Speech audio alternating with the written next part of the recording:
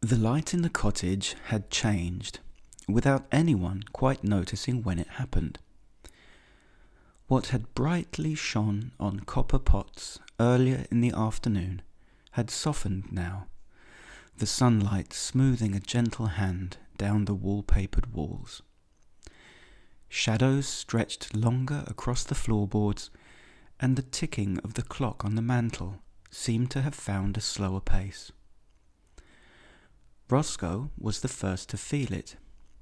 He stood at the window for a moment, paws folded loosely on his tumblington, watching the garden settle.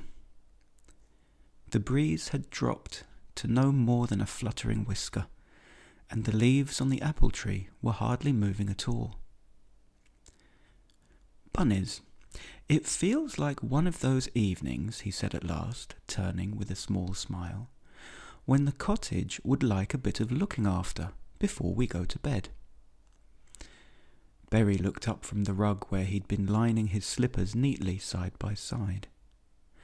"Not in a doing of sort of way," he said, "more in a take your time sort of way." "Exactly so," said Roscoe. Gus the Whiskers got up from his velvety beanbag. "I'll fetch the lamps," he said, disappearing toward the cupboard beneath the stairs, where everything sensible was kept. They gathered what they needed without talking much. A basket appeared, then a folded cloth. Millie Moonbeam carried a little tin of matches, holding it carefully in both paws. Caratina lifted one of the lamps and peered into it, checking the wick before setting it back down with care. In the kitchen, Roscoe filled the kettle at the sink, the water echoing tinkling splashes as it tumbled in, and he set the kettle back on its ring, ready for the morning. He paused for a moment, then reached for the tin of oats and placed it on the counter beside the bowls. A small jug followed, then a dish of raisins and dried apricots. "We'll be pleased to see those tomorrow morning, while we rub the sleep from our eyes," he said quietly. Berry watched from the doorway. "Oats always look better when they're ready," he said. "They do," Roscoe agreed. The lamps were lit one by one. Gus the Whiskers struck the match, shielding the flame with his paw until it caught. The glow spread slowly, warming the glass, softening the corners of the room.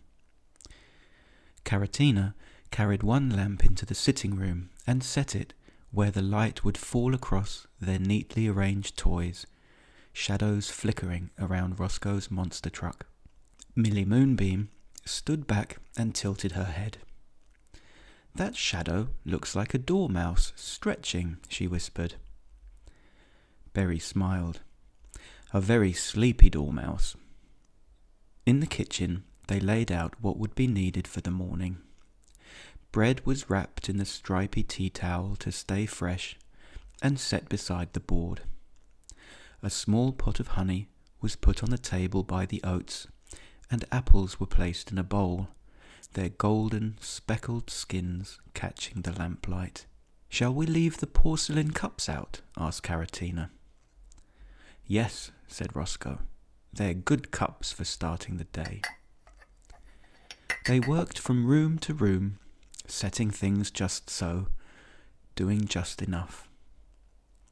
Cushions were plumped and left inviting. Curtains were drawn, leaving the slightest crack of a gap so the night could still peek in and check the bunnies were sleeping snugly and soundly. Shoes were nudged into a tidy row by the door. With the kettle filled and the oats set ready, Roscoe wiped the counter with the cloth, smoothing away the last sponge cake crumbs of the day. The kitchen felt settled then, as if it had sighed contentedly. "Shall we have a goosey gander outside too?" asked Floyd, already reaching for his coat. They stepped into the garden together. The air had cooled, and the sky was beginning to deepen into evening blue. Somewhere beyond the hedge, a blackbird gave a last thoughtful chirrup. Gus the Whiskers checked the gate latch, pressing it closed until it clicked gently into place. "All sound," he said. They stood for a moment longer, listening. The cottage behind them glowed softly through the windows, lamps flickering patiently. When they went back inside, the warmth was a Cuddlington blanket. The lamps cast soothing pools of light, and the rooms felt ready, comfortable, homely, and content. Roscoe poured warm milk into their cups and stirred in a dusting of cinnamon. Berry dipped in a digestive biscuit and watched it darken at the edges before lifting it carefully back out and popping it between his whiskery lips. "I like evenings like this," he said. "They feel comfortalicious." "And ready for tomorrow," said Caratina, glancing toward the kitchen where the oats waited. Millie Moonbeam curled up on the velvet armchair, snug beneath the patchwork blanket, her eyes following the gentle sway of the lamplight. "The cottage looks different at night," she murmured, "like it's listening." Roscoe settled into his chair and nodded. "That's because we've told it everything is where it should be."